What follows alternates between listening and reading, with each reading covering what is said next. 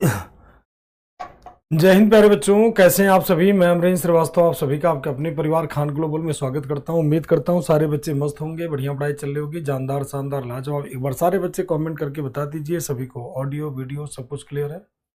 तो स्टार्ट करते हैं। आपका कौन सा, तो पिछली क्लास में हम लोग पढ़ रहे थे कौन सा टॉपिक, तो सैयद डायनेस्टी। ठीक है, कौन से डायनेस्टी पे बात कर रहे थे, सैयद डायनेस्टी। तो सैयद डायनेस्टी की आगे की बातें हम लोग देखते हैं इस क्लास में।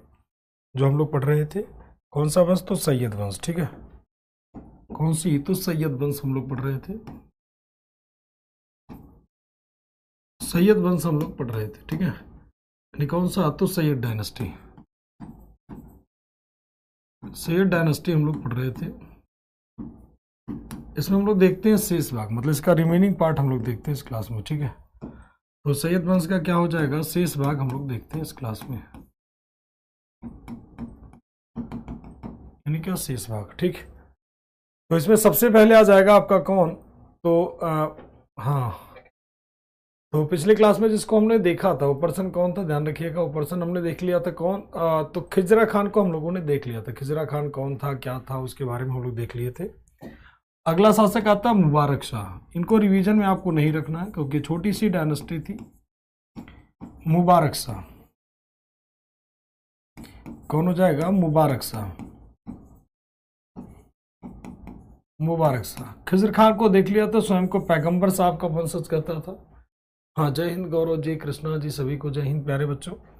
इसके टाइम पीरियड की अगर हम बात कर लेते हैं तो इस कब से कब गद्दी पर बैठता है, तो 1421 से 1421 से लेकर के 1434 तक। ठीक है, 1421 से लेकर के 1434 तक, ये इसका टाइम पीरियड होगा। ठीक, इसके दरबार का विद्वान कौन था, यानी कौन, कोर्ट स्कॉलर, यानी कौन, दरबारी विद्वान। दरबारी विद्वान की अगर हम बात करते हैं जब, तो इनका दरबारी विद्वान कौन था, तो याहिया बिन अहमद सरहिंदी। कौन हो जाएगा, याहिया बिन अहमद सरहिंदी। याहिया बिन अहमद सरहिंदी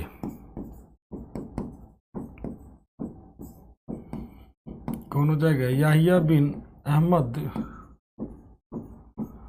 सरहिंदी। इनके दरबार के विद्वान हो जाते, याहिया बिन अहमद सरहिंदी।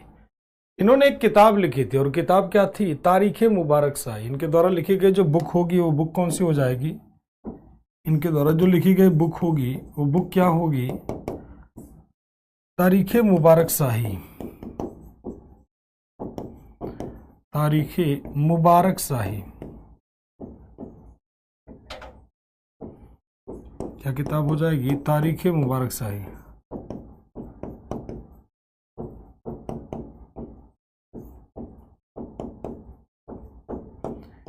यानी किसके दरबार का विद्वान होगा, हाँ, जय हिंद सारे बच्चों को, विनोद, आदित्य, तोलिका, महिमा, सभी को जय हिंद प्यारे बच्चों। तो इनके दरबार का विद्वान कौन हो जाएगा, याहिया बिन अहमद सरहिंदी, और इसकी किताब कौन हो जाएगी, तारीख मुबारक शाही। मुबारक शाह के दरबार का विद्वान था, इसलिए किताब हो जाएगी तारीख मुबारक शाही। इसने और क्या किया था, तो इसने मुबारकाबाद नामक एक छोटा सा शहर हुआ करता था, उसकी स्थापना करता है। ठीक है, क्या बनवाता है, ही बिल्ट मुबारकाबाद सिटी। मुबारकाबाद सिटी, इसने मुबारकाबाद शहर की स्थापना करवाई।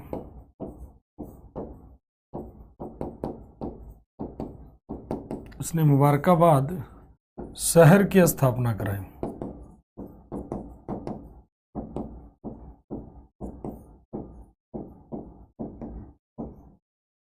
इसने कौन सा शहर की स्थापना कराता है, मुबारकाबाद शहर की स्थापना कराता है। ठीक, कौन से शहर की स्थापना कराएगा, तो मुबारकाबाद शहर की स्थापना कराएगा। ठीक है, चलिए और बातें कर लेते हैं। कौन सा शहर बनाएगा, मुबारकाबाद शहर।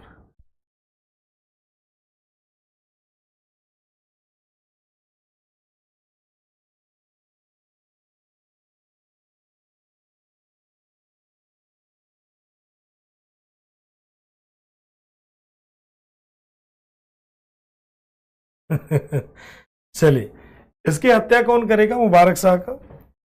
मुबारक शाह की हत्या कौन करेगा? तो ही वॉज किल्ड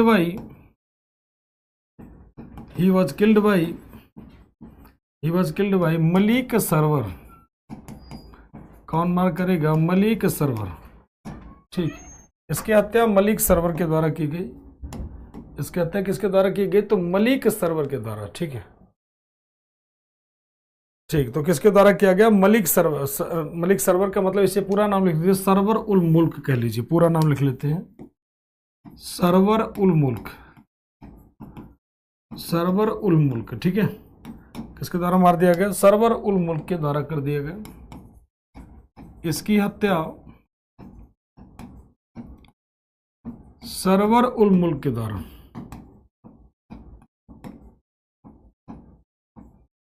सरवर उल मुल्क द्वारा कर दी गई। ठीक है, एक बार फिर से समझ लीजिए, अगर ये किताब हटा दिया जाए, याहिया बिन अहमद सरहिंदी की किताब हटा दिया जाए, अगर ये किताब हटा दिया जाए याहिया बिन अहमद सरहिंदी की, तो ये सैयद डायनेस्टी खत्म हो जाएगी। ठीक है, क्योंकि इस डायनेस्टी के इंफॉर्मेशन का जो सबसे बड़ा स्रोत माना जाता है, जैसे मान लीजिए आपके बारे में कैसे पता चलता है, बहुत सारे इतिहास में ऐसे लोग रहे हैं जिनका नाम आज भी नहीं मिलता, उनके काम बहुत अच्छे अच्छे रहे होंगे, लेकिन उनके बारे में लिखा नहीं गया। तो उनके बारे में नहीं लिखा गया, जैसे गुमनामी में बहुत सारे स्वतंत्रता सेनानी मिलते हैं, इनका नाम हमें नहीं पता है और रियल में नहीं मालूम होता। कारण क्या है? क्योंकि ओरिजिनल रूप से हीरो है, नेशनल रूप से हम ना आ ही नहीं पाते हैं, क्योंकि उनके काम बहुत अच्छे रहते हैं।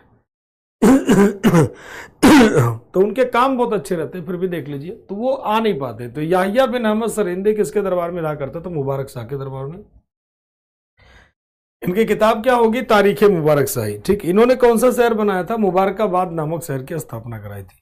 कौन सा शहर का? मुबारकाबाद। इसकी हत्या किसने कर दी? सरवर उल मुल्क ने कर दी। ठीक, और अगला शासक जो बन जाएगा वो कौन हो जाएगा? ध्यान देखिएगा, अगला शासक कौन हो जाएगा? मोहम्मद शाह। अगला शासक कौन हो जाएगा? मोहम्मद शाह। कौन हो जाएगा? मोहम्मद शाह। अगला शासक कौन हो जाएगा? मोहम्मद शाह की बातें कर लेते हैं। देखो, मोहम्मद शाह की जब बात आती है बेटा, तो इसका टाइम पीरियड की बात कर लेते हैं। 1443 से लेकर 14, जैसे होगा 1453 से लेकर के कितना था? 34 ना, 34, 1434 से 1443 तक इसका टाइम पीरियड मोहम्मद शाह। इसके बारे में अगर बात कर लें तो इसका सेनापति कौन हो जाएगा? मतलब इसका वजीर कौन हो जाएगा? वजीर, इसका वजीर होगा सरवर उल मुल्क। सरवर उल मुल्क कौन हो जाएगा? सरवर उल मुल्क इसका वजीर हो जाएगा।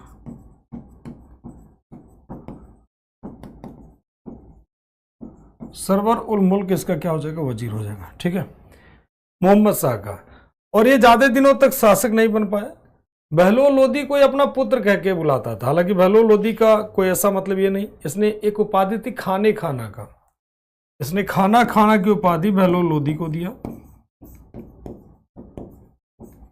इसने खाने खाना,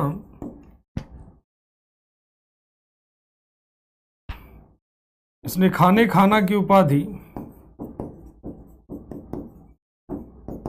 बहलोल लोदी को दिया।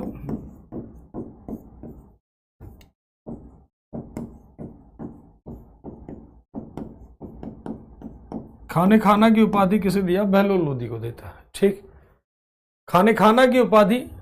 वजीर क्या होता है? वजीर विनय जी कमांडर को कहते थे, जो मेन कमांडर होता था ना उसी को वजीर कहते थे। कमांडर इन चीफ कह लीजिए, सेनापति। ठीक, कमांडर कह लीजिए या ऐसे कह लीजिए सेनापति कह लीजिए। सेनापति कहते ना, एक तो हो गया किंग, दूसरा हो गया वजीर, तो वजीर का मतलब सेनापति। ठीक, तो इसे सेनापति का दर्जा दिया जा सकता है। ठीक, सभी का क्लियर है यहां तक? एक बार बता दीजिए। इसके बाद एक और शासक था छोटा सा, अलाउद्दीन आलम शाह। इसकी हत्या कर देंगे लोदी लोग। इसके बाद आ जाएगा अलाउद्दीन आलम शाह। कौन हो जाएगा? Alauddin Alam Shah.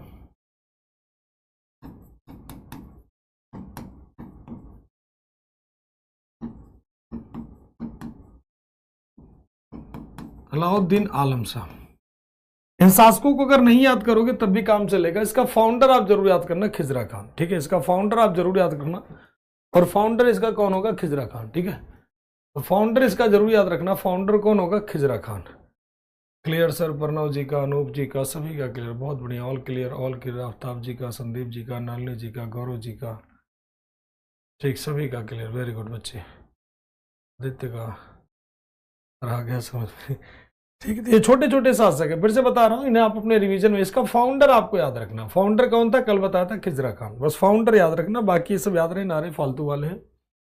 Alauddin Alam Shah, he was last ruler, कितना टाइम पीरियड होगा इसका? 1443 से 1450 तक, 1450 सीडी तक इसका टाइम पीरियड होगा, ठीक है। ही was last ruler of, he was last ruler of कौन सी डायनेस्टी? तो सैयद डायनेस्टी, सैयद डायनेस्टी। यह सैयद वंश का अंतिम शासक था।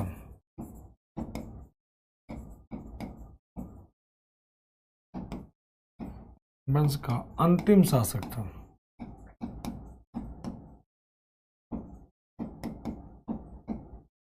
अंतिम शासक था, यह सैयद वंश का अंतिम शासक था, ठीक। कौन से वंश का अंतिम शासक था? सैयद वंश का अंतिम शासक था।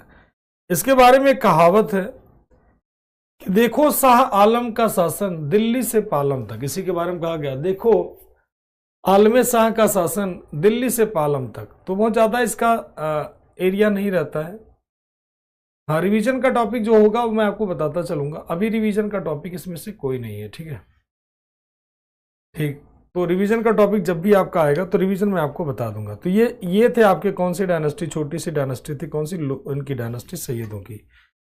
इसके बाद बात कर लेते हैं, इसके बारे में कहावत है, इसके बारे में कहावत है,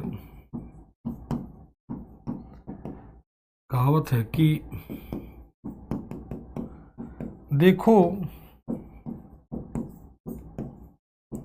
शाह आलम का शासन, आलम का शासन,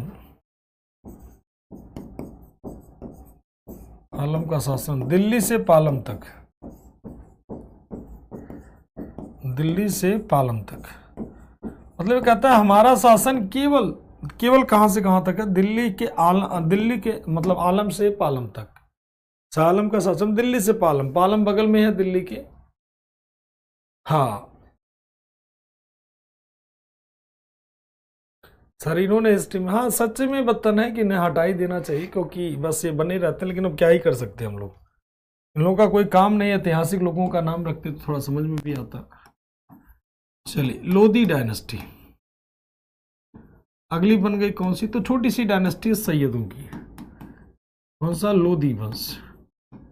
लोधी वंश के अगर हम टाइम पीरियड की बात कर लेते हैं तो 1450 से लेकर के 1526 एडी तक इसका टाइम पीरियड होगा, ठीक है, 1450 से लेकर के 1526 तक इसका टाइम पीरियड होगा, किसका? लोधियों का, ठीक है। अब लोधी थे कौन? लोधी थे कौन? तो लोधी अफगानी माने जाते हैं, प्योर अफगानी माने जाते हैं, ध्यान रखिएगा। इनके बारे में वर्णन कहां से मिलता है? तो इनका रजत सिद्धांत मिलता है, अब्दुल्ला के द्वारा लिखित एक किताब है तारीख दाऊदी। लोधियों का जो वर्णन मिलता है, इनका डिटेल जो मिलता है, एक किताब है तारीख दाऊदी, तारीख दाऊदी।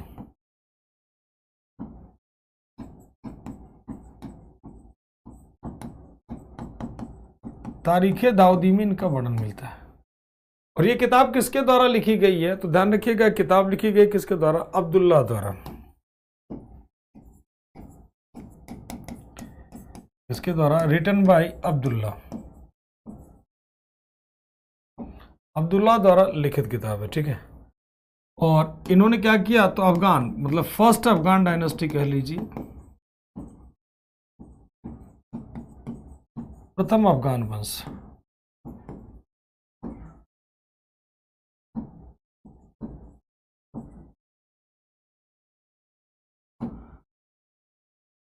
दिल्ली सल्तनत का प्रथम अफगान वंश,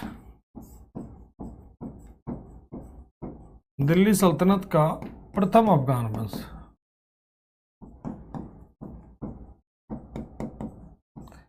अब कहोगे सर ये प्रथम अफगान वंश दिल्ली सल्तनत का था तो खिलजी फिर क्या थे? तो खिलजी अलग हो गए और ये अलग हो गए। खिलजी मतलब अफगानी तो थे लेकिन प्योर अफगानी नहीं माने जाते। प्योर अफगानी आपको माने जाते हैं कौन? यही लोग माने जाते हैं, ठीक है। प्योर अफगानी आपके कौन माने जाते हैं? तो यही लोग माने जाते हैं, ठीक। खाने खाना मतलब कमांडर था तो इसलिए खाने खाना की उपाधि देते थे, जो महत्वपूर्ण कमांडर के रूप में काम करते हैं, ठीक। जो कमांडर के रूप में बढ़िया काम करते हैं उन्हें खाने खाना की उपाधि दी जाती है। आगे आते हैं। सबसे पहले लोदियों में पहला शासक कौन होगा? तो बहलोल लोदी। पहला शासक कौन होगा? बहलोल लोदी। बहलोल लोदी, ठीक है। कौन होगा बेटा? तो बहलोल लोदी। बहलोल लोदी। बहलोल लोदी की अगर हम बात कर लेते हैं तो इसका टाइम पीरियड कब होगा? 1450 से लेकर के 1487 ईडी तक। 1450 से लेकर के कितना हो जाएगा? 1450 से लेकर 1489, 1489, 89, 87 उसका होता है। ये किसे कहते हैं क्या? तो founder of Lodhi dynasty.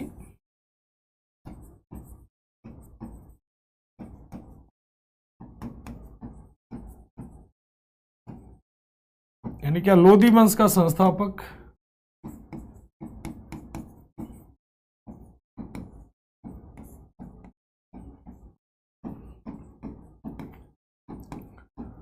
Lodhi वंश का संस्थापक। और बात कर लेते हैं इसने क्या जारी किया?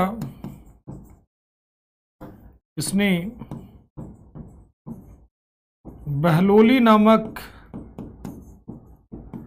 इसने बहलोली नामक चांदी का सिक्का जारी किया।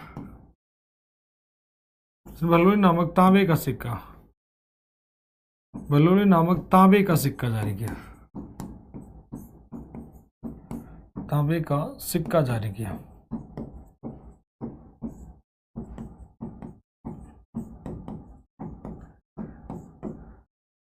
कौन सा सिक्का जारी करता? बहलोली सिक्का,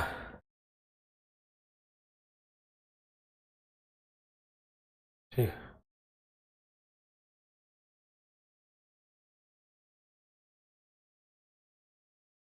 जल्द ही शुरू हो जाएगी आपकी पेपर सेकंड, आप लोग परेशान ना हो। हाँ, सेकंड पेपर शुरू हो जाएगी, चिंता ना करें। पहले एक बार ये तो खत्म हो तब तो सेकंड पेपर स्टार्ट हो। थोड़ा सा ही खत्म होगा उसके बाद पेपर 2 भी आपका शुरू हो जाएगा, ठीक है विकास जी, आप परेशान ना होइए।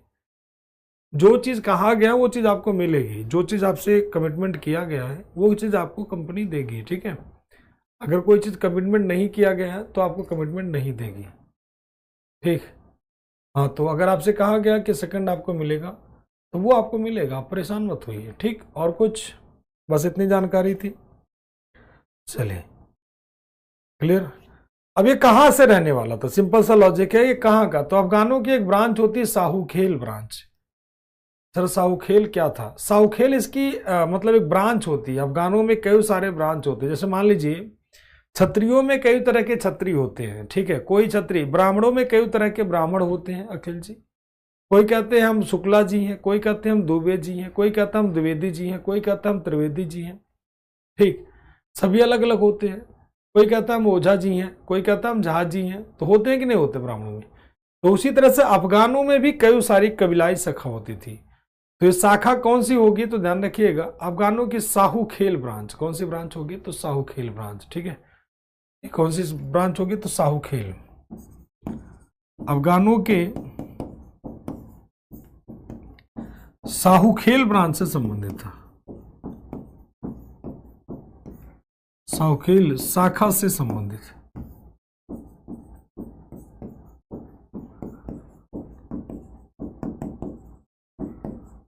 ठीक। यानी क्या? Sahukhel branch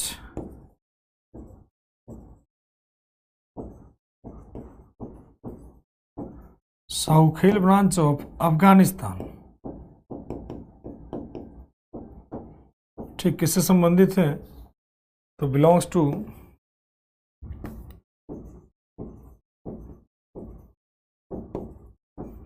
belongs to Saukhel branch of Afghanistan.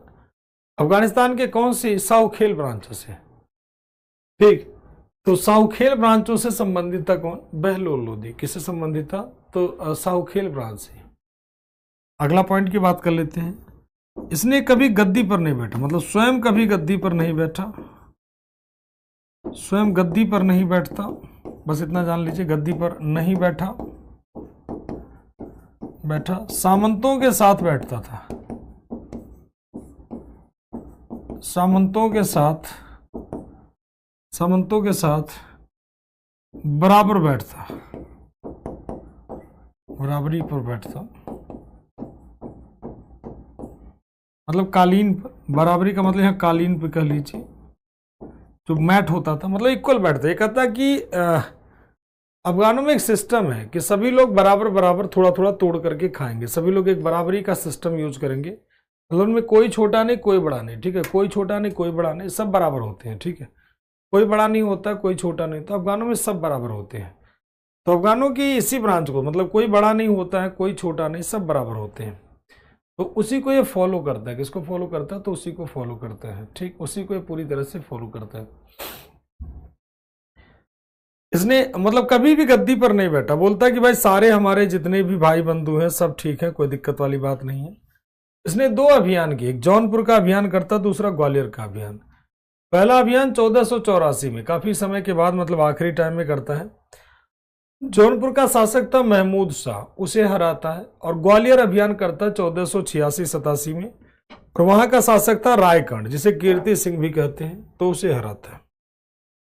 मतलब ग्वालियर अभियान, ग्वालियर कैंपेन की अगर हम बात कर लेते हैं, ग्वालियर अभियान कब करेगा? ठीक, उससे पहले जौनपुर वाला कर लेते हैं, जौनपुर कैंपेन,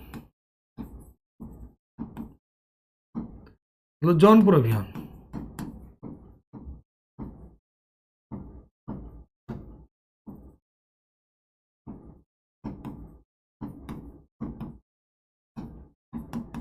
जौनपुर अभियान कब करता है? तो ध्यान रखना है 1484, 1484। शासक कौन हो जाएगा जौनपुर का? तो जौनपुर का शासक कौन हो जाएगा? ध्यान रखिएगा, महमूद शाह। जौनपुर का शासक कौन हो जाएगा? महमूद शाह।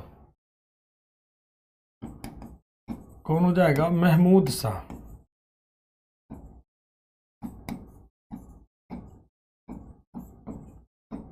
कौन हो जाएगा? महमूद शाह वर्सेस बहलोल लोदी।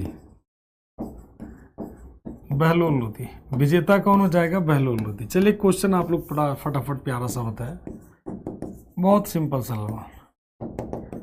बहलोल लोदी। अलाउद्दीन खिलजी ने 1303 में एक बैटल लगा था जिसे कहते हैं बैटल ऑफ चित्तौड़। तो नहीं, इसे भी नहीं रखना, अभी जब रिवीजन में रखेंगे जो है सिकंदर लोदी को, इसे रिवीजन में नहीं रखना है। तो जो अभियान करता है ध्यान रखिएगा कौन सा? तो जौनपुर अभियान। महमूद जो है ऐसे कह लीजिए महमूद शाह को पराजित करता है, और बहलोल लोदी 1303 वाला जो सवाल पूछ रहे थे कि गुजरात 1303 में कौन था? रणथंभौर का अभियान करता, अरे सॉरी, बैटल ऑफ चित्तौड़ करता है। चित्तौड़ के युद्ध में किसे हराता है वो? अलाउद्दीन खिलजी 1303 में चित्तौड़ के अभियान में किस राजा को पराजित करता है? चलिए बढ़िया आंसर आ गया, सबसे पहले विकास जी का आंसर आ रहा। चलिए बाकी बच्चे बताएं भाई फटाफट तेजी से। विजेता होता कौन? बहलोल लोदी। ठीक, महमूद शाह की जगह बहलोल लोदी ने अपने पुत्र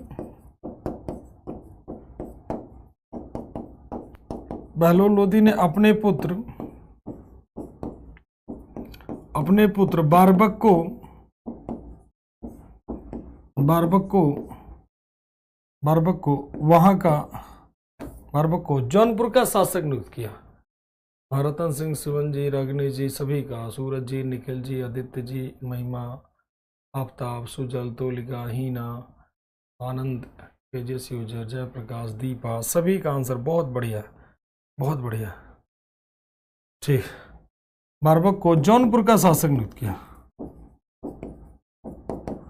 उनका शासक नियुक्त किया।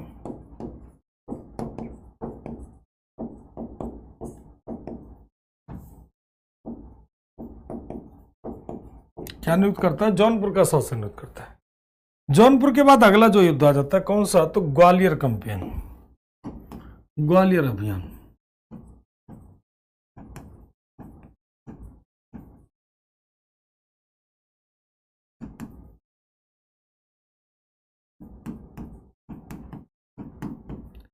ग्वालियर अभियान, अगर ग्वालियर अभियान की आप बात करोगे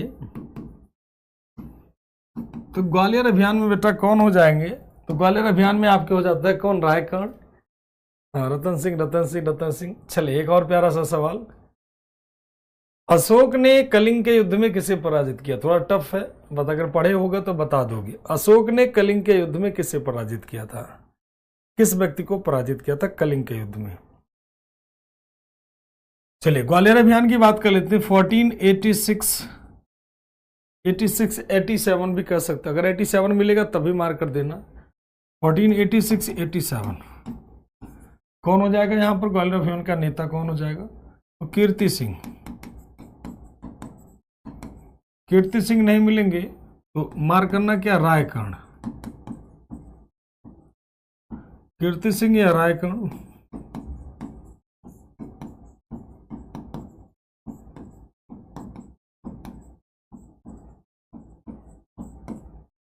वर्सेस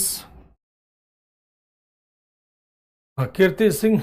एक आंसर आ गया जयप्रकाश जी का महापद्म नंद। बहुत बढ़िया निकुल, बहुत बढ़िया प्रशांत। महापद्मनाभा, हाँ महापद्मनाभा, महापद्मनंद, महापद्मनाभा, बहुत बढ़िया। आनंद साहब वेरी गुड। जयप्रकाश जी। कलिंग राजा खारवेल नहीं, पंकज खारवेल नहीं पढ़ाया बेटा, ध्यान से पढ़ो। सौरभ,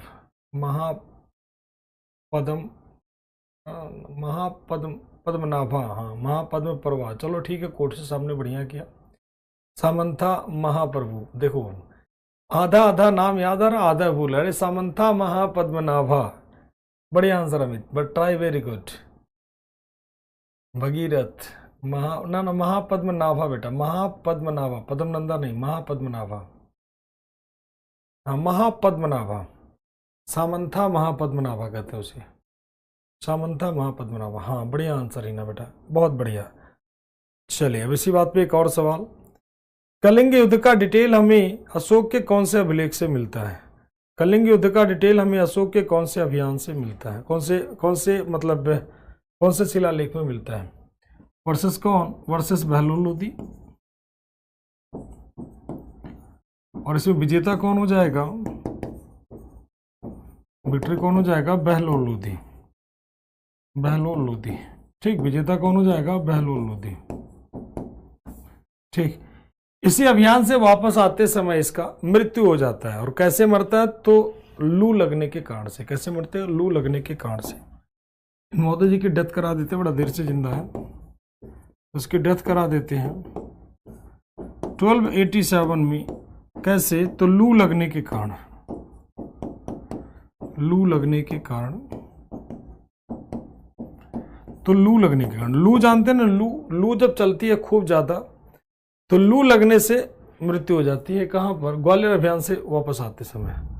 ठीक, लू लगने के कारण अभियान से वापस आते समय, अभियान से वापस आते समय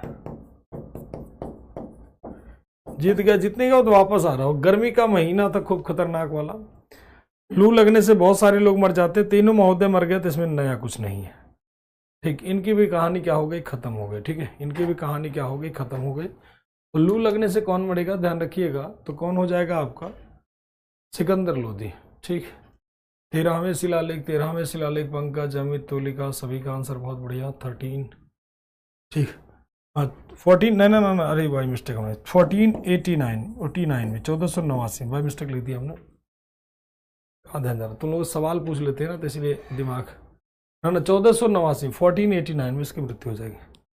1489 में महोदय जी का लू लगेगा और कहानी क्या हो जाएगा? खत्म हो जाएगा। 1489 में जब इसे लू लगेगा तो इसकी कहानी क्या हो जाएगी? खत्म हो जाएगी। ठीक है, चलिए इसके बाद अगला शासक कौन आ जाएगा? सिकंदर लोधी। ये आपका रिवीजन में रखना है इसको, महोदय जी को। सिकंदर लोधी, सिकंदर लोदी, ये इंपॉर्टेंट शासक है, ध्यान रखिएगा।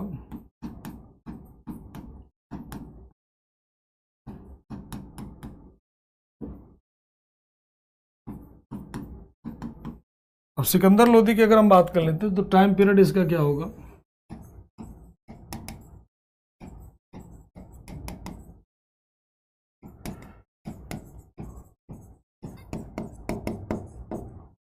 फोर्टीन 1889 से 1517, इसका रियल नेम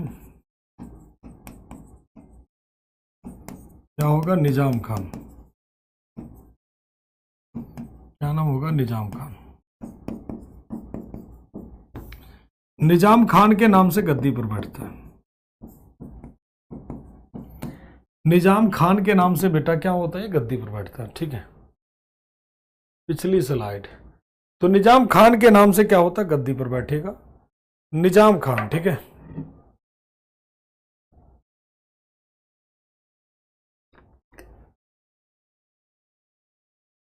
उसे कच्चे आम का शरबत पीता ठीक रहता। जब आदमी को मरना होता, शरबत पिलाओ, चाहे उसे कुछ भी पिलाओ, ज्यादा कुछ असर नहीं होगा, ठीक है।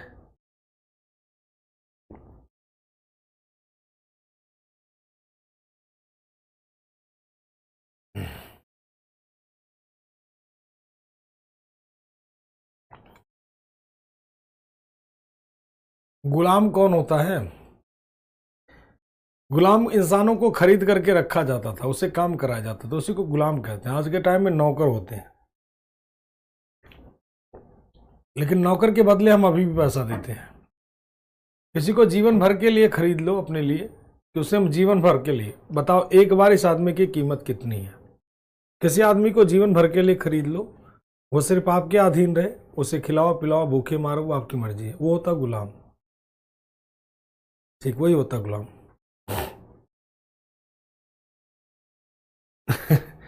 शक्तिशाली नहीं था, फालतू राजा थे। निजाम खान, ध्यान समझिएगा, निजाम खान की बात कर लेते हैं। निजाम खान था इसका ओरिजिनल नेम। सिकंदर के नाम से गद्दी पर बैठा। तब सिकंदर के नाम से अगर गद्दी पर बैठे तो इसका मतलब ये थोड़ी कि पावरफुल हो जाओगे, पावरफुल तो हो नहीं जाओगे। अब इसने क्या किया? 1504 में, 1504 AD में क्या करता? Agra city was establish. Agra city was built by Sikandar Lodi. 1504 में आगरा शहर की स्थापना सिकंदर लोदी ने किया।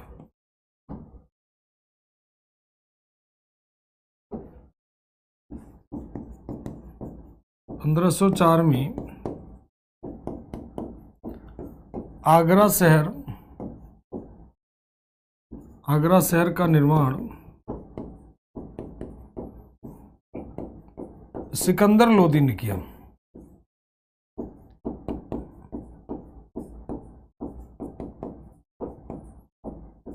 पंद्रह सौ चार में आगरा शहर का निर्माण किसने किया? सिकंदर लोदी ने किया। और 1506 में कैपिटल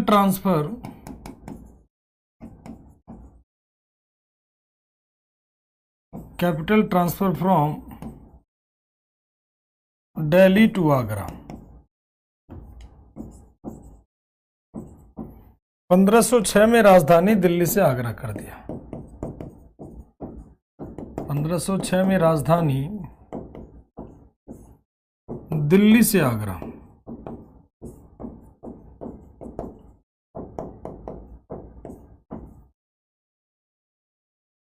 पंद्रह सौ छह में राजधानी कहां कर दिया? दिल्ली से आगरा। अब इनकी राजधानी कहां हो गई? तो ध्यान रखिएगा, इनकी राजधानी हो गई कहां पर? आगरा में। अब सिकंदर लोदी और भी बहुत सारे काम करता। क्या करता भाई सिकंदर लोदी? ध्यान रखिएगा, इसने गजे सिकंदरी लागू कराया। क्या लागू कराता? गजे सिकंदरी, ठीक है। तो क्या करता है? गजे सिकंदरी लागू कराया, ठीक।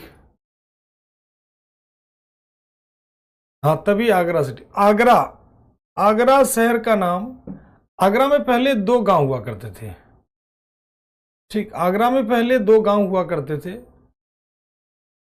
तो आगरा में 2 गांव हुआ करते थे। एक गांव का नाम होता था क्या? आगरा में 2 गांव हुआ करते थे। एक गांव हुआ करता था बस्सी, दूसरा गांव होता था पोया। तो बस्सी और पोया 2 गांव हुआ करते थे।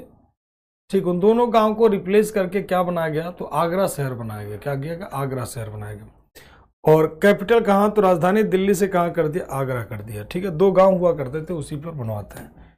इस महोदय जी ने और क्या काम किया, गजे सिकंदरी लागू किया। ठीक है, क्या गजे सिकंदरी, जो कि 32 इंच के आसपास मानी जाती है, 30 से 32 इंच मानी जाती है, 30 से 34 भूमि को मापने के लिए इसने गजे सिकंदरी का प्रयोग भूमि मापन हेतु किया।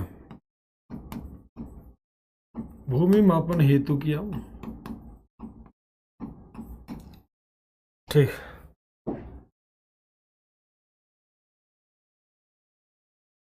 गजे सिकंदरी की शुरुआत कर देते हैं, उपयोग की जगह यहां पर शुरुआत कर देते हैं। गजे सिकंदरी की शुरुआत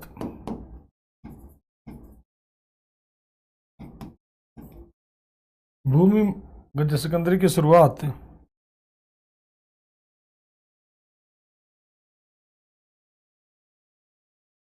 प्रोसेस को ठीक करते हैं। गजे सिकंदरी की शुरुआत करवाई, की शुरुआत भूमि मापन हेतु करवाई।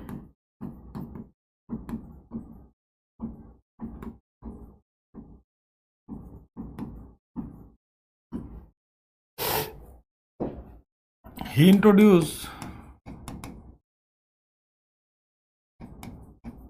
गजे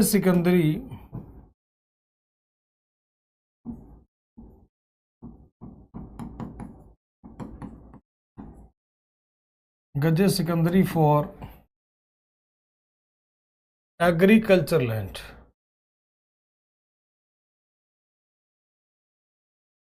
कृषि भूमि के लिए क्या इंट्रोड्यूस करता, तो गजे सिकंदरी को यूज करता है भूमि के मापन हेतु। जो कितना होता था, ध्यान रखिएगा, गजे सिकंदरी कितना होता था, लगभग 32 इंच के आसपास में, यानी 30 से 34 इंच, और रेशियो लेंगे तो कितना हो जाएगा, 32 इंच। कहीं 30 देखने को मिला, कहीं 34 देखने को मिलता है, तो आपको मार्क कर देना कितना इंच, 32 इंच। मतलब कहीं 30, कहीं 34, कहीं कुछ, तो आपको ध्यान रखना कितना इंच मार्क कर देना, तो 32 इंच। ये मेजरिंग स्केल होता था। गज का मतलब आप सभी को पता है, ये इसमें कुछ नई चीज थोड़ी है। गजे सिकंदरी तो आपको बड़े प्यार से पता होगा, ठीक है। इसके समय क्या होता, बरबाक शाह का विद्रोह होता, बारबक शाह का विद्रोह। बारबक शाह कौन था भाई, बारबक शाह कौन था, रिवोल्ट ऑफ बारबक शाह, यानी क्या, बारबक शाह का विद्रोह।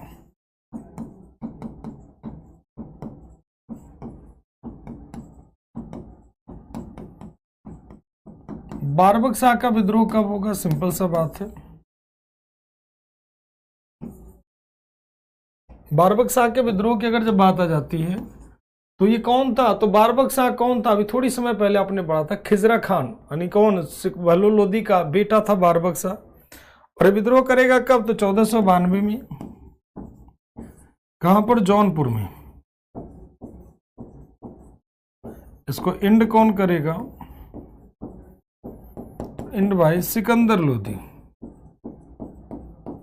सिकंदर लोदी ने इसे क्या कर दिया, पूरी तरह से पतन करा दिया। हाँ, सन ऑफ बहलोल लोदी, बहुत बढ़िया बच्चे। तो ये पूरी तरह से क्या करता है, इसे समाप्त कर देता है।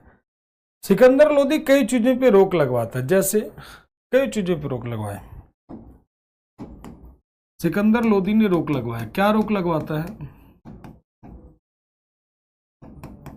सिकंदर लोदी ने रोक लगवाया। किस पे रोक लगाएगा, तो देखो कई चीजों पे रोक लगाएगा, जैसे क्या, तो मुहर्रम फेस्टिवल, यानी क्या, मुहर्रम त्योहार, मुहर्रम में ताजिया निकालने पर, मुहर्रम में ताजिया पर, और क्या, जकात कर पर, यानी क्या, जकात टैक्स। जकात टैक्स क्या टैक्स होता था, आप लोग बताएं, बता चुका हूं आपको। फिरोज शाह तुगलक ने लागू किया था जकात कर। तो बताएं आप लोग जकात कर क्या होता था। ठीक, महिलाओं का मजार पर जाना,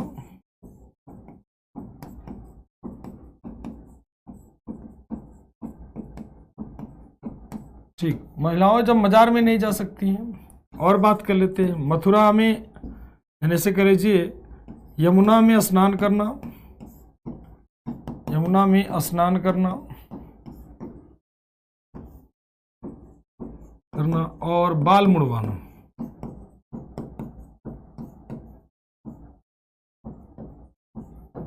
बाल मुंडन पर रोक। जब कोई भी यमुना में स्नान नहीं कर सकता, बाल नहीं मुड़वा सकता, इन सब पे रोक लगवाता। ठीक, खुद ही बैठ करके गुलरुखी नाम से कविता लिखा करता था। किस नाम से कविता लिखता था? गुलरुखी नाम से कविता लिखता था। बहुत बढ़िया, बहुत बढ़िया। ठीक,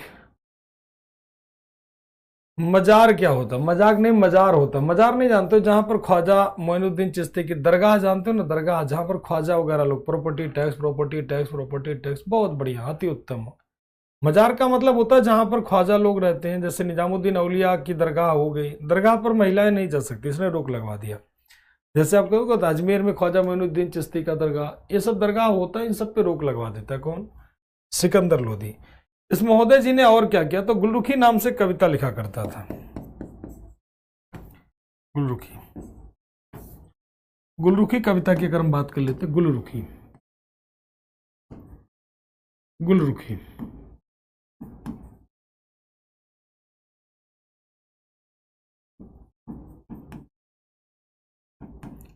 गुलरुखी क्या होता था? तो पर्शियन वर्सेस फारसी कविता।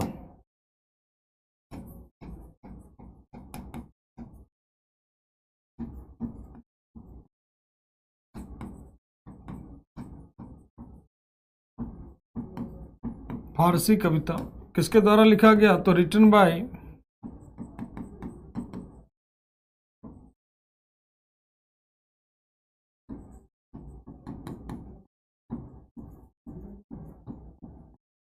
सिकंदर लोधी। किसके द्वारा? सिकंदर लोधी द्वारा लिखा गया।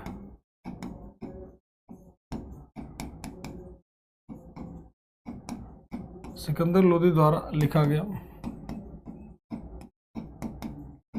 किसके द्वारा लिखा गया? तो सिकंदर लोधी के द्वारा लिखा गया, पर्शियन वर्सेस। ठीक है, फारसी में कविता थी जो किसके द्वारा लिखा गया? सिकंदर लोधी के द्वारा लिखा गया। ठीक है, तो इसके द्वारा लिखी गई पर्शियन वर्सेस था सिकंदर लोधी। स्वयं बढ़िया लेखक था।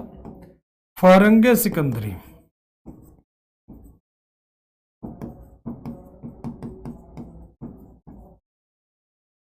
फरंगे सिकंदरी। फरंगे सिकंदरी क्या होगा भाई?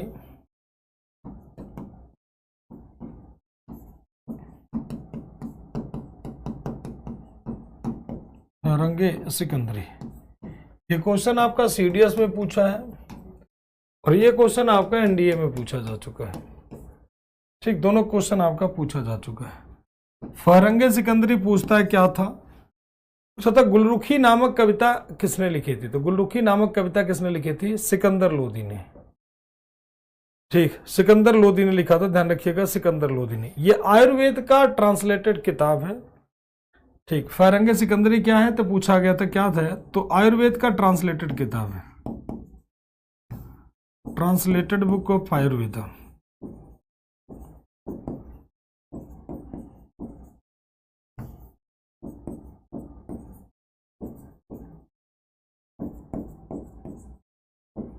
Ayurveda in Persian language, Farsi भाषा में।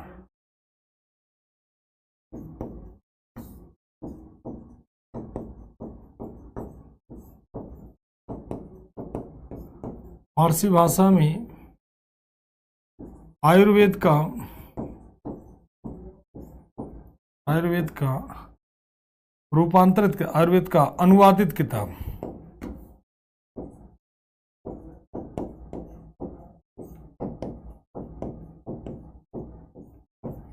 फारसी भाषा में आयुर्वेद का अनुवादित किताब जिसे कहते हैं वो आपका कौन सा हो जाएगा? फरंगे सिकंदरी। ठीक, तो ये हो जाता है कौन सा, फरंगे सिकंदरी। अब इसके बाद और बात कर ले तिब्ब ए सिकंदरी, और कौन सी किताब आ जाएगी, तिब्ब ए सिकंदरी। कौन सी किताब हो जाएगी, तिब्ब ए सिकंदरी। कौन सी किताब, तिब्ब ए सिकंदरी, तिब्ब ए सिकंदरी। तिब्ब ए सिकंदरी आपके यूपीएससी में पूछी गई किताबों में से एक है। कि तिब्ब ए सिकंदरी क्या होती है, तो इसे कहते हैं ट्रांसलेटेड बुक ऑफ म्यूजिक। मतलब पूछा गया कि किसकी किताब है तिब्ब ए सिकंदरी। तो तिब्ब ए सिकंदरी की बात कर लेते हैं। वजीर मियाँ सॉरी तिब्ब ए सिकंदरी आपकी क्या होती है, तो ये वजीर मियाँ भुआ के द्वारा लिखी गई, ध्यान रखिएगा, फारसी भाषा में। मतलब ये ट्रांसलेटेड बुक माना जाता है, रिटन बाय किसके द्वारा, ऐसे लिख लीजिए, हाँ किसके द्वारा लिखा गया, तो रिटन बाय वजीर मियाँ भुआ, वजीर मियाँ भुआ, वजीर मियाँ भुआ के द्वारा लिखी गई।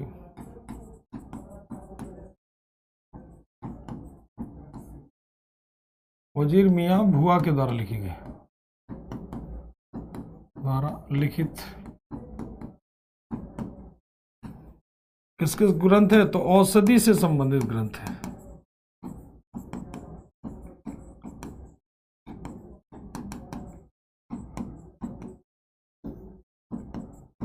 औषधि से संबंधित ग्रंथ हो जाएगा, जिसे कहते हैं तिब्ब ए सिकंदरी, ठीक है। और ये महोदय जी और क्या करते हैं, तो इतने सारे काम अभी एक बार पूरा रिकॉल कर देंगे सिकंदर लोदी, क्योंकि महत्वपूर्ण शासकों में से एक है। तो इन महोदय जी की और अगर हम बात कर लेते हैं, तो ये सारे के सारे ग्रंथ लिखवाता है कौन, सिकंदर लोदी। तो ये सारे के सारे ग्रंथ लिखवाता है, ठीक है। ये सारे, इसने कुतुब मीनार का रिपेयर भी करवाया, मरम्मत भी करवाता है, ध्यान रखिएगा। इसने ही रिपेयर्ड, इसने कुतुब मीनार का मरम्मत करवा लो, लिख लो ऐसे ही, इसने कुतुब मीनार का मरम्मत करवाया,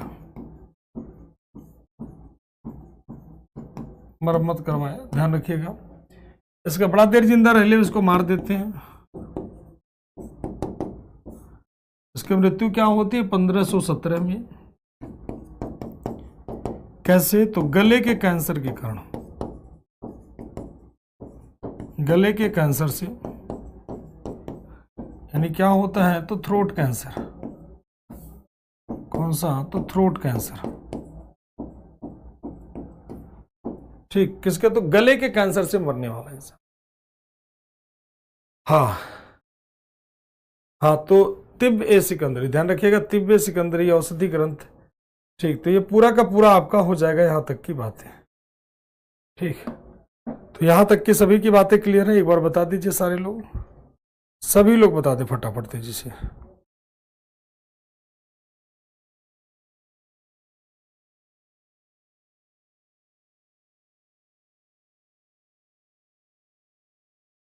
ठीक,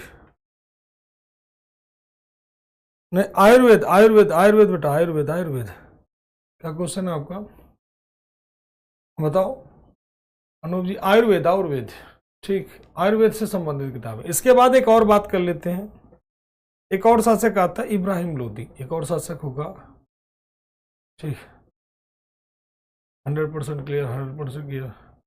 सर इस टाइम अंग्रेज एंट्री किए थे क्या, नहीं इस टाइम अंग्रेज एंट्री नहीं करेंगे, 1498 में अंग्रेज आएंगे, अभी अंग्रेज का पता नहीं है भारत में। ऑल क्लियर, सुजल जी का, शुभम जी का, संदीप जी का, अनकेत जी का, सभी का क्लियर, गुड आफ्टरनून बेटा, ठीक। अगला बन रहा है ना, इसी का बेटा बन रहा है, टेंशन ना लीजिए, इसी का बेटा अगला गद्दी पर बैठेगा। और कितना चलेगा दिल्ली सल्तनत, एक क्लास और, सब्र खत्म करिए, एक क्लास और चलेगा दिल्ली सल्तनत, तो उसके बाद मुगलिया सल्तनत।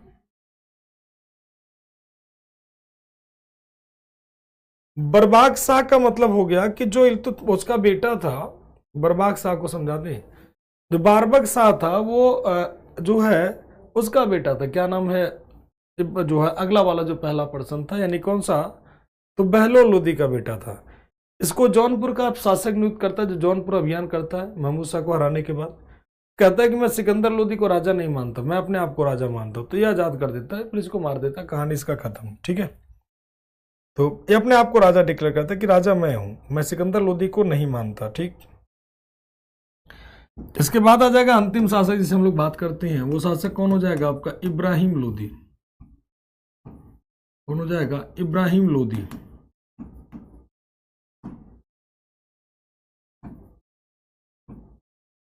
कौन हो जाएगा? इब्राहिम लोदी। इब्राहिम लोदी की अगर हम बात कर लेते हैं 1517 से लेकर के 1526 तक का टाइम पीरियड होता है। ठीक, और बात करते हैं इसके बारे में। लास्ट रूलर ऑफ, इसे कहते हैं लास्ट रूलर ऑफ दिल्ली सल्तनत एंड लोदी डायनेस्टी। लोदी वंश और दिल्ली सल्तनत का अंतिम शासक।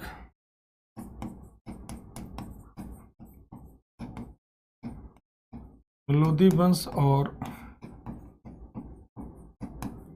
दिल्ली सल्तनत का अंतिम शासक। लोदी वंश और दिल्ली सल्तनत का अंतिम शासक। ठीक है, इसके समय में एक बैटल होता है जिसे कहते हैं बैटल ऑफ खतौली। कौन सा बैटल होगा? तो battle of Khatauli. Battle of Khatauli यानी कौन सा? खतौली का युद्ध।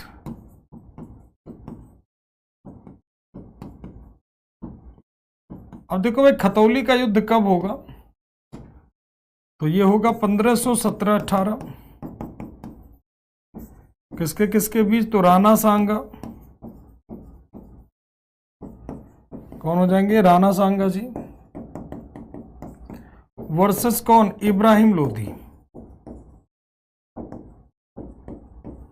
और विजेता कौन हो जाएंगे? राणा सांगा जी।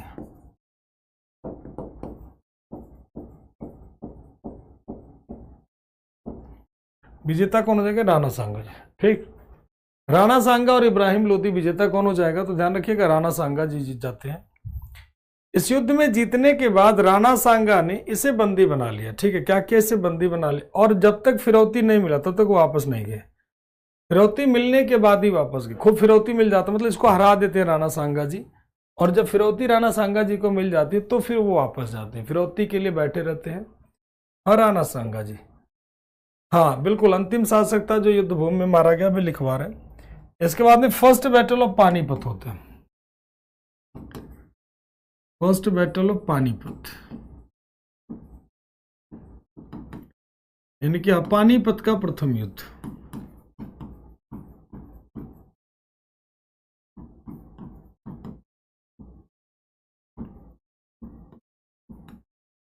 पानीपत का प्रथम युद्ध ये कब हुआ? तो 21 अप्रैल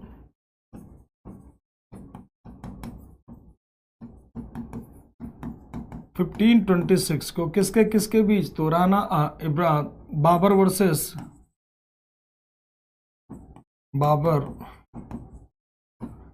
वर्सेस इब्राहिम लोदी।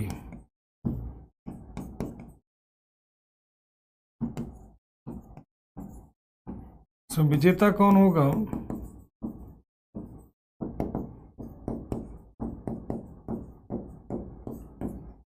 विजेता कौन होगा? तो बाबर।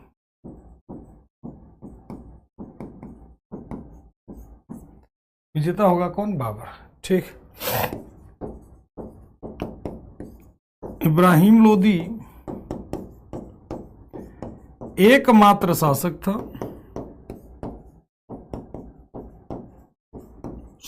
था जो कि युद्ध भूमि में मारा गया। जो कि युद्ध भूमि में एकमात्र सुल्तान था जो कि युद्ध भूमि में मारा गया।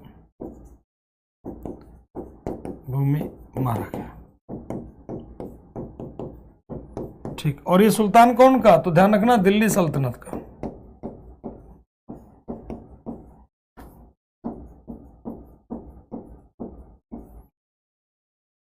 तो ये महोदय हो जाता है कौन? अब इसके बाद आता है मुगलिया सल्तनत। नहीं, राजधानी अब दिल्ली आ जाएगी। ठीक है, तो एकमात्र शासक था जो बैटलफील्ड में मारा गया। ठीक, और इसने राजधानी कहाँ कर दी थी? ध्यान रखना, दिल्ली कर दी थी। चलो यहीं पे लिख लेना, इसने राजधानी कहाँ कर दिया, दिल्ली कर दिया, चलो उसको ऐसे याद कर लो यार। राजधानी दोबारा कहाँ कर दिया, दिल्ली कर दिया, ठीक है। अब इसके बाद कल हम लोग पढ़ते हैं दिल्ली सल्तनत का प्रशासन वगैरह देखेंगे और इसका पतन कैसे हुआ। तो सिंपल सा बाबर की महत्वाकांक्षा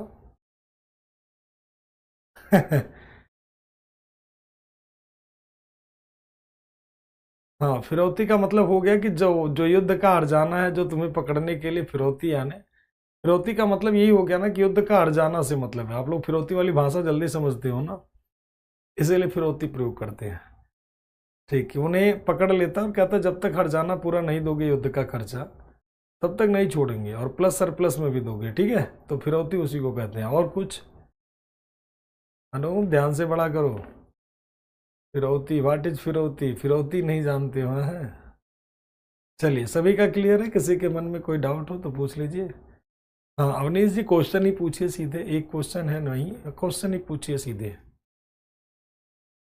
इंडिया की कैपिटल दिल्ली ही क्यों रखी जाती थी? दिल्ली राजधानी सेंटर बन चुका था उस टाइम पे। प्राचीन काल से राजधानी का वैल्यू बढ़ गया, जहां पर वैल्यू बढ़ जाती है अपने आप हो जाता है। तो दिल्ली मेन सेंटर में नहीं स्थित था, नॉर्थ में था, यमुना नदी के किनारे बसा हुआ शहर था, तो ठीक था। पहाड़ी एरिया था, रायसीना की पहाड़ी पर स्थित था, तो इस कारण से। हाँ, बाबर की नीतियां होंगी सर, बिल्कुल बिल्कुल, धन्यवाद। खुशी क्लियर है सभी का। कल से मुगल नहीं, कल से मुगल नहीं, कल अभी दिल्ली सल्तनत और चलेगा एक दिन, इनके एडमिनिस्ट्रेशन वगैरह के बारे में भी पढ़ा देते हैं। कि कब तक खत्म होगा कोर्स, क्यों परेशान हो कोर्स खत्म कराने के लिए? पढ़ना है या कोर्स खत्म करना है? Your teaching method is very drastic. चलिए, धन्यवाद। सर शुरू से लेकर अब तक खान खाना राजधानी, कहाँ कहाँ राजधानी है? बहुत लंबी लंबी राजधानी रहे अविनेश जी, वो बता देंगे। पहले पाटलिपुत्र से शुरू होती है, राजधानियां बदलती रहती है।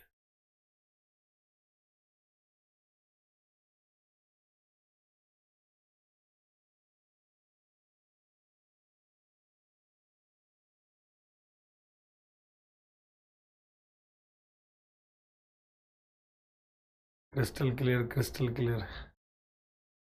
नहीं भाई, गायब हो जा रहा।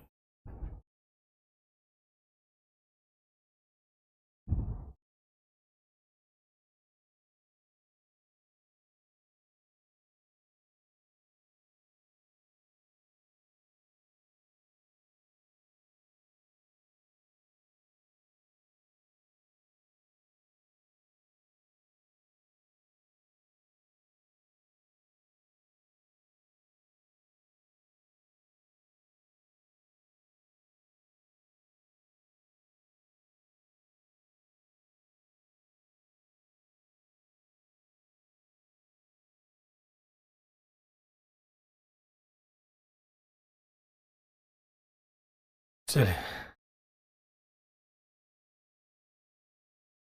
अच्छा पढ़ना ही है, बस बता देते अभी जाएगा ये जनवरी लास्ट तक, ठीक है। जनवरी पूरा कंप्लीट लेगा, 30 जनवरी 31 जनवरी मान के चलो, ठीक है। कोर्स जो आपका खत्म होगा 15, आज कितना है, 12 है ना। हाँ, 30 जनवरी मान के चलो, 30 जनवरी तक आपका खत्म हो जाएगा, ठीक है। नाम बहुत कठिन है, दिमाग में नहीं आता है। नाम बहुत आसान है, जब मन लगा के पढ़ोगे तो आराम से हो जाएगा, ठीक है। सिकंदर लोदी की बुक, गुलरुखी नाम से कविता लिखा करता था, गुलरुखी, गुलरुखी नाम से कविता लिखा करता था, ठीक है अनूप। चलिए,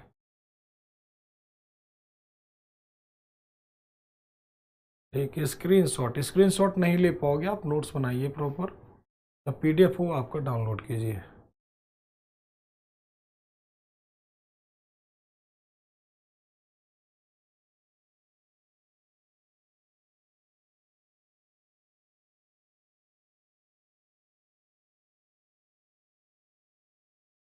और कोई डाउट किसी के मन में?